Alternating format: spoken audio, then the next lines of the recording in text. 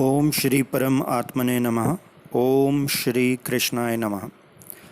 आज हम पाठ करेंगे श्रीमद् भागवत महापुराण के प्रथम स्कंद, जिसमें 19 अध्याय हैं, के 12वें अध्याय परीक्षित का जन्म का।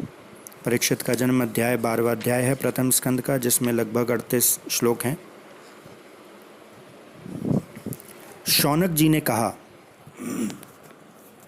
अश्वत्थामा ने जो अत्यंत तेजस्वी ब्रह्मास्त्र चलाया था, उससे उत्तरा का गर्भ नष्ट हो गया था, परंतु भगवान ने उसे पुनः जीवित कर दिया।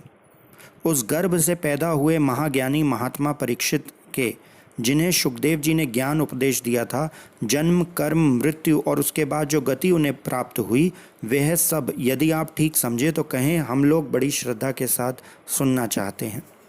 सूत जी ने कहा, धर्मराज युधिष्ठिर अपनी प्रजा को प्रसन्न रखते हुए पिता के समान उसका पालन करने लगे। भगवान श्री कृष्ण के चरण कमलों के सेवन से वे समस्त भोगों से निष्प्रह हो गए थे। शौनक आदि ऋषियों, उनके पास अतुल संपत्ति थी। उन्होंने बड़े बड़े यज्ञ किए थे तथा उनके फलस्वरूप श्रेष्ठ तीनों लोकों का अधिकार प्राप्त किया था। उनकी रानियां और भाई अनुकूल थे। सारी पृथ्वी उनकी थी। वे जम्बू द्वीप के स्वामी थे और उनकी कीर्ति स्वर्ग तक फैली हुई थी। उनके पास भोग की ऐसी सामग्री थी जिसके लिए देवता लोग भी ललायत रहते थे। परंतु जैसे भूखे मनुष्य को भोजन के अतिरिक्त दूसरे पदार्थ नहीं सुहाते, वैसे ही उन्हें भगवान के सिवा दूसरी कोई वस्तु सुख नहीं देती थी। शौनक जी, उत्तरा के गर्भ में स्थित वह वीर शिशु परीक्षित जब अश्वत्थामा के ब्रह्मास्त्र के तेज से जलने लगा, तब उसने देखा कि उसकी आंखों के सामने एक ज्योतिर्मय पुरुष है। वह देखने में तो अंगूठे भर का है, परंतु उसका स्वरूप बहुत ही निर्मल है। अत्यंत सुंदर श्याम शरीर है। बिजली के समान चमकता हुआ पीताम्बर धारण किए हुए है। सिर पर सोने का मुकुट झिलमिला रहा है। उस निर्विकार पुरुष के बड़ी ही सुंदर लंबी लंबी 4 भुजाएं हैं। कानों में तपाए हुए स्वर्ण के सुंदर कुंडल हैं। आंखों में लालिमा है। हाथों में लू के समान जलती हुई गदा लेकर उसे बार बार घुमाता जा रहा है और स्वयं शिशु के चारों ओर घूम रहा है। जैसे सूर्य अपनी किरणों से कोहरे को भगा देते हैं, वैसे ही वे सदा उस गदा के द्वारा ब्रह्मास्त्र के तेज को शांत करता जा रहा था। उस पुरुष को अपने समीप देखकर वह गर्भस्थ शिशु सोचने लगा कि यह कौन है। इस प्रकार उस 10 मास के गर्भस्थ शिशु के सामने ही धर्म रक्षक अप्रमेय भगवान श्री कृष्ण ब्रह्मास्त्र के तेज को शांत करके वहीं अंतर्ध्यान हो गए।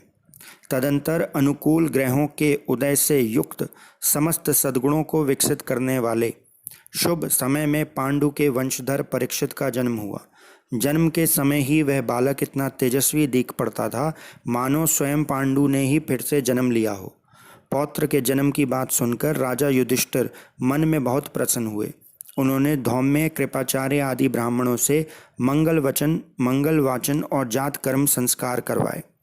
महाराज युधिष्ठिर दान के योग्य समय को जानते थे। उन्होंने प्रजा तीर्थ नामक काल में, अर्थात नाल काटने के पहले ही ब्राह्मणों को सुवर्ण, गौएं, पृथ्वी, गांव, उत्तम जाति के हाथी घोड़े और उत्तम अन्न का दान किया। ब्राह्मणों ने संतुष्ट होकर अत्यंत विनयी युधिष्ठिर से कहा, पुरुवंश शिरोमणे, काल की दुर्निर्वार गति से यह पवित्र पुरुवंश मिटना ही चाहता था, परंतु तुम लोगों पर कृपा करने के लिए भगवान विष्णु ने यह बालक देकर इसकी रक्षा कर दी। इसलिए इसका नाम विष्णुरात होगा। निसंदेह ये संसार में बड़ा यशस्वी, भगवान का परम भक्त और महापुरुष होगा। युधिष्ठिर ने कहा, महात्माओं, यह बालक क्या अपने उज्ज्वल यश से हमारे वंश के पवित्र कीर्ति महात्मा राज ऋषियों का अनुसरण करेगा? ब्राह्मणों ने कहा, धर्मराज, यह मनुपुत्र इक्ष्वाकु के समान अपनी प्रजा का पालन करेगा तथा दशरथ नंदन भगवान श्री राम के समान ब्राह्मण भक्त और सत्य प्रतिज्ञ होगा।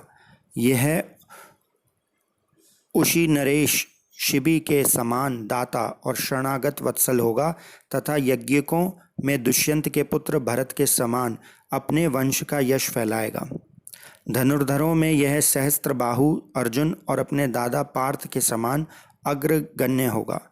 यह अग्नि के समान दूरदर्श और समुद्र के समान दूरस्तर होगा। यह सिंह के समान पराक्रमी, हिमाचल के तरह आश्रय लेने योग्य, पृथ्वी के सदृश तितक्षु और माता पिता के समान सहनशील होगा। इसमें पितामह ब्रह्मा के समान समता रहेगी। भगवान शंकर की तरह यह कृपालु होगा और संपूर्ण प्राणियों को आश्रय देने में यह लक्ष्मीपति भगवान विष्णु के समान होगा। यह समस्त सद्गुणों की महिमा धारण करने में श्री कृष्ण का अनुयायी होगा। रंतिदेव के समान उदार होगा और ययाति के समान धार्मिक होगा। धैर्य में बलि के समान और भगवान श्री कृष्ण के प्रति दृढ़ निष्ठा में यह प्रहलाद के समान होगा। यह बहुत से अश्वमेध यज्ञों का करने वाला और वृद्धों का सेवक होगा। इसके पुत्र राज ऋषि होंगे। मर्यादा का उल्लंघन करने वालों को यह दंड देगा। यह पृथ्वी माता और धर्म की रक्षा करने के लिए कलयुग का दमन भी करेगा। ब्राह्मण कुमार के शाप से तक्षक के द्वारा अपनी मृत्यु सुनकर यह सब की आसक्ति छोड़ देगा और भगवान के चरणों की शरण लेगा।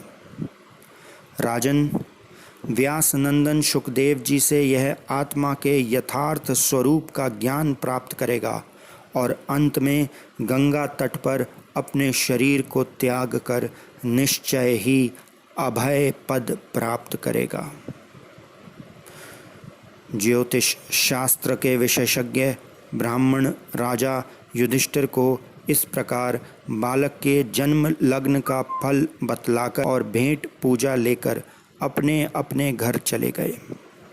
वहीं यह बालक संसार में परीक्षित के नाम से प्रसिद्ध हुआ, क्योंकि वह समर्थ बालक गर्भ में जिस पुरुष का दर्शन पा चुका था उसका स्मरण करता हुआ लोगों में उसी की परीक्षा करता रहता था और देखें इनमें से कौन सा वह है।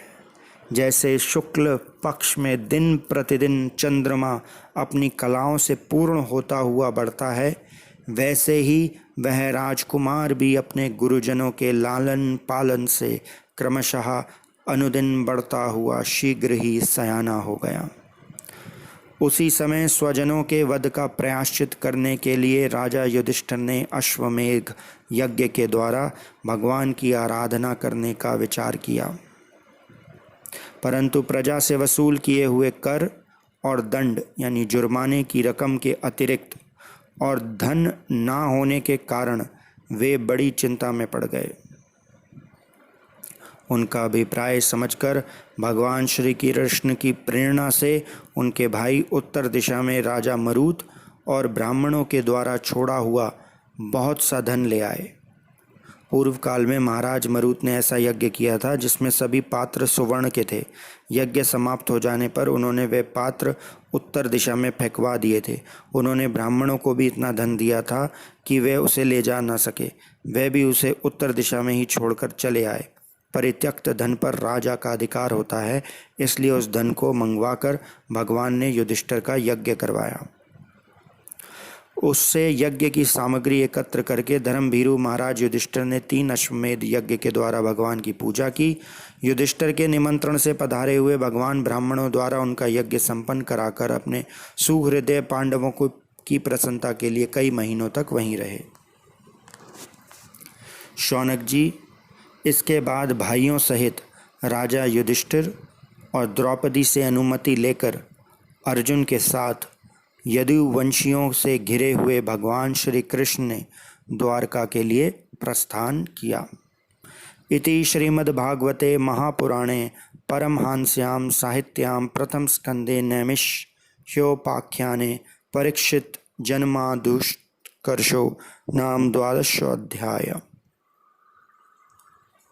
श्री कृष्ण गोविंद हरे मुरारे, हे नाथ नारायण वासुदेवा। श्री कृष्ण गोविंद हरे मुरारे, हे नाथ नारायण वासुदेवा। कृपया चैनल को सब्सक्राइब करें ताकि हम इस प्रकार के और वीडियोस बनाते रहें। इस चैनल पे आपको सनातन धर्म से संबंधित सारे सतशास्त्र जैसे वेद, उपनिषद, पुराण, इतिहास प्राप्त होंगे।